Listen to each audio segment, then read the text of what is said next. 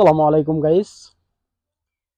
তো বিগত 3 বছর পর আমি আমার নানার বাড়িতে আসলাম।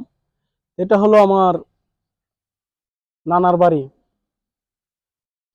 আমার মামারা 4 জন, 3জনই দেশের বাইরে, আর বড় মামা থাকে ঢাকা। তো এটা আমার নানার বাড়ি। আমার এক মামা এখানে, আর ওই পূর্ব দিকে পূর্ব দিকে এখান থেকে আমার নানার বাড়ি পুরাটাই পূর্ব দিকে, আরো সেখানে 2-3 ঘর আছে। আর দেখেন গাইস,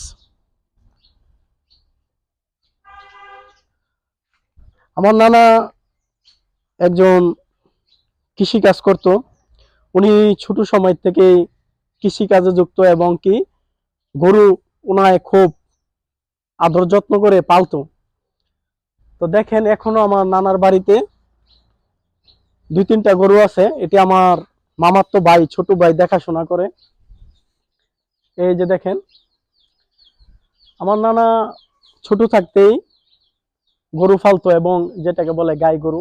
আমার নানার 3-4টা গরু সব সময় থাকতো। আমার নানা একজন কৃষি ছিল।